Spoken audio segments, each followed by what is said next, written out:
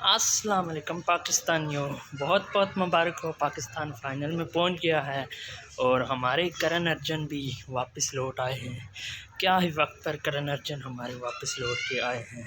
Unbelievable performance by Pakistan team, by Rizwan and Babar Azam. Unbelievable, बहुत ही मज़ा आया मैच देखते हुए, बहुत ही ज़्यादा एक्साइटमेंट हुई। ये मैच हुआ और किसी ने शायद ये नहीं सोचा था कि पाकिस्तान फ़ाइनल में जाएगा, पर यकीन करें कि मैं कह रहा था, एक शायद पाकिस्तान से एक मैं ही था जो ये कह रहा था कि पाकिस्तान जाएगा फ़ाइनल में। सेमीफ़ाइनल तक अगर ये पहुंच गया पाकिस्तान तो फिर ये रुकेगा नहीं, ये फिर ये फ़ाइनल लेके ही आएगा। और वही हुआ, पाकिस्तान को एक मौका मिला, साउथ अफ्रीका ने वो मौका दिया और पाकिस्तान ने फिर आउट क्लास कर दिया। उसके बाद पाकिस्तान रुके नहीं और ना ही अब आगे ये रुकने वाले हैं। चाहे फ़ाइनल में इंडिया आए या फिर इंग्लैंड आए, दोनों को ये पछाड़ के रख देंगे। ये अब नहीं रुकेंगे, ये अब रुकने वाले नहीं हैं। और हमारे करण अर्जुन जो वापस आ गए हैं, ये बहुत ही वक्त पर वापस आए हैं। क्या ही वक्त पर ये वापस आए हैं। Out class Babar Azam, out class उसने आज शो कर दिया है अपना आप। और जो बाबर आजम को तनकीद करते थे, जो बाबर आजम रिजवान को दोनों को कहते थे ओपनर से ये हट जाएँ, ये वो, उन सब के मुँह में बंद हैं। वो अब कोई तबसरा करने के लायक नहीं रहे। ख़ास तौर पर मोहम्मद आमिर साहब और तनवीर अहमद, जो कि पाकिस्तान की गलतियों को देखते रहते हैं, बस कहीं ना कहीं कुछ ऐसा गलत कर दें और इनकी क्लास लगाएं, इनके बारे में बुरा बोलें। बाबर आजम कप्तान नहीं सही, बाबर आजम की कप्तानी हटा दो, बाबर आजम को T20 में होना ही नहीं चाहिए, ये T20 का प्लेयर ही नहीं है। कुछ तो कहते हैं ये टेस्ट का भी प्लेयर नहीं है, टेस्ट में भी ये कमाल करते हैं यार। या इनकी वो सारी परफॉर्मेंस, इनकी पीछे की हुई पास्ट की सारी परफॉर्मेंसेस पाकिस्तान यूँ एक मिनट में भूल जाता है। जैसे पाकिस्तान ने आउट क्लास किया, जैसे इन दोनों ने आउट क्लास किया हुआ है, 9+ इन्होंने सेंचुरीज पार्टनरशिप की है। और ये पहली टीम बन गई है, जो पहली ये पेयर है रिजवान और बाबर का, जिन्होंने वर्ल्ड कप में 3 बार 100+ पार्टनरशिप की है। और इन्होंने 200 से ज़्यादा स्कोर भी इन्होंने अकेले में चेज़ किया है, रिकॉर्ड, वर्ल्ड रिकॉर्ड को कायम किया है।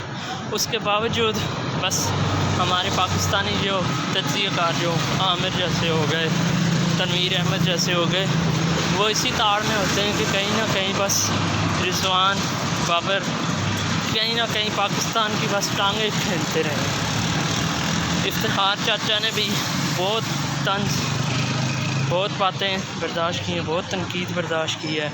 और उसने फ़ाइनल में उसने वर्ल्ड कप जैसे इवेंट में आके 2 मैचेस उसने सिंगल हैंडली लेके गया। वो अलग बात है कि इंडिया से हम जीता हुआ मैच हार गए थे, और जिम्बाब्वे से भी हम जीता हुआ मैच थे, बस वो भी हम हार गए, जिसके बाद सब लोगों के मुंह खुल गए थे, जो बस इसी ताड़ में थे कि कहीं ना कहीं एक बार ये फेल हो जाए तो इनकी सही से करें। आकिब जावेद भी उनमें से है, जो कहता था कि हम तो बाबर को आउट ही नहीं करते, हमारा तो जब PSL में हम इसके साथ खेलते हैं तो हम इसको आउट ही नहीं करते, कि ये आउट हो गया तो हम मैच ही हार जाएंगे, ये क्रीज पे रहेगा तो इसे दूसरों पे प्रेशर डालना, और ऐसी बातें होती रही हैं। आज मैं उम्मीद करता हूँ कि सब के मुंह बंद हो गए होंगे। अब मुझे बहुत ही ज़्यादा खुशी हो रही है, आज बहुत ही मज़ा आया, अल्लाह का लाख लाख शुक्र है। बस यहाँ पे मैं एक आपको बात बताऊँ, जब न्यूजीलैंड को साउथ अफ्रीका और नीदरलैंड का मैच हो रहा था तो मुझे ख्वाब ही आ रहे थे। कभी नीदरलैंड 55 रन से जीत रहा होता था, कभी साउथ अफ्रीका 5 विकेट से जीत जाता है, ऐसे कुछ ख्वाब आ रहे थे। मैं 6:30 बजे में उठा तो मैंने देखा 158 का टारगेट मिला हुआ, तब मुझे खुशी हुई, थोड़ा सा मुझे हौसला हुआ कि ये इतनी जल्दी होने वाला नहीं है। और साउथ अफ्रीकन का मैं जानता भी हूँ कि ये चौक कर जाते हैं, ऐसी सिचुएशन में आके। और वही हुआ 8:30 मैंने देखा, ऐसे ही मैंने कहा चलो देखता हूँ। 8:30 देखा तो नीदरलैंड वॉन बाय 13 रन। उसके बाद मैं आपको क्या बताऊँ, मेरी खुशी का लम्हा है। उसके बाद मुझे नींद ही नहीं आई, फ़ौरन उठाऊँ कि फिर मैंने पाकिस्तान और बांग्लादेश का मैच देखा, वो भी हम जीते। और इसके बाद हम फाइनल में, सेमीफाइनल में आए। और सेमीफाइनल में तो हमने आज कमाल ही कर दिया। मैं तो कहता था ये आज भी बाबर और रिजवान ही लेके जाते, पर ऐसा नहीं हो सका। पर वेल डन, पाकिस्तान ने बहुत अच्छा खेला है। पाकिस्तान को अब कोई रोक नहीं सकता। हमारे करण अर्जन आ चुके हैं और हमारे करण अर्जन को अब कोई रोक नहीं सकता। पाकिस्तान के पास बेस्ट बॉलिंग अटैक है, पाकिस्तान के पास बेस्ट ओपनर्स हैं, पाकिस्तान के पास बेस्ट मिडल ऑर्डर भी कह सकते हैं कि बेस्ट मिडल ऑर्डर है। शादाब खान जैसा स्पिनर है, ऑलराउंडर है, जो किसी भी वक्त मैच को चेंज कर सकता है। और सारी ये रिपीट हो रही है हिस्ट्री 92 वर्ल्ड कप की। 92 वर्ल्ड कप में भी यही कुछ हुआ था। पाकिस्तान दुआओं से, मिरेकल से ही सेमीफाइनल में पहुंचा था और उसके बाद उसको रोकना नामुमकिन हो गया था।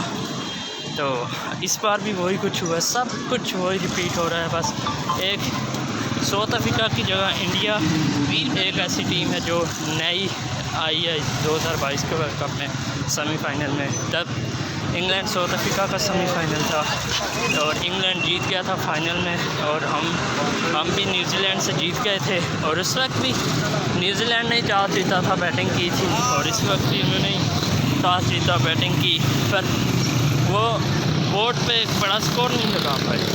150 भी मुझे अच्छा लगता था कि अच्छा टारगेट होगा, पाकिस्तान फंसेगा इसमें क्योंकि उनका बॉलिंग अटैक बहुत अच्छा है। पर मुझे ये भी था कि बाबर को बोल्ड पसंद है और रिजवान का भी बोल्ड पसंद है, तो ये हमेशा न्यूजीलैंड को हमेशा ये मार देते हैं।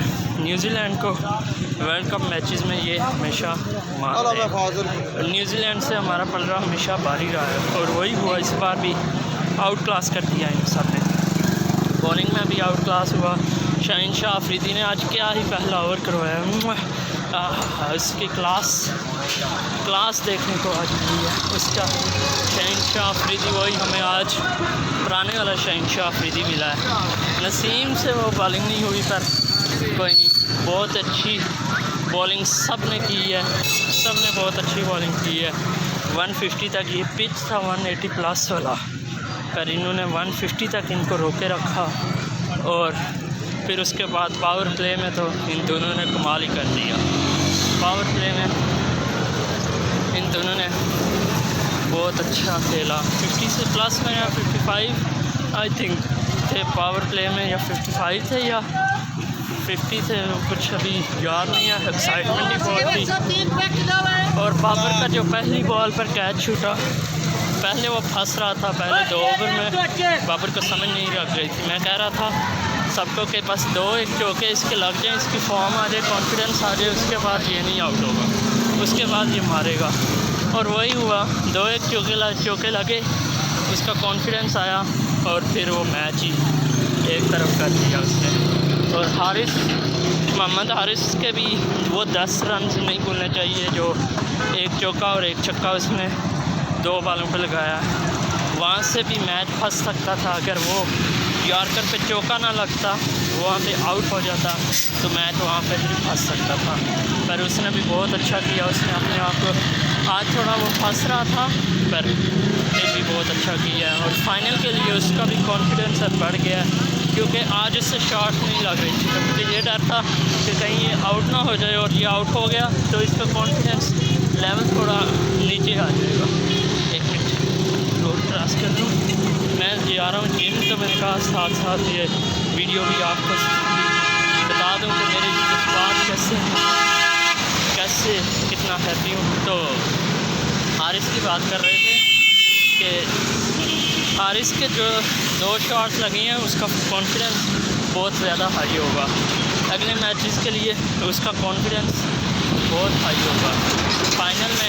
फाइनल में अब जो भी आए, इंडिया आए, इंग्लैंड आए, हमें कोई परवाह नहीं है। पाकिस्तान के मैच ये कप लेकर आएगा और इंशाअल्लाह ये पाकिस्तान मैच जीतेगा।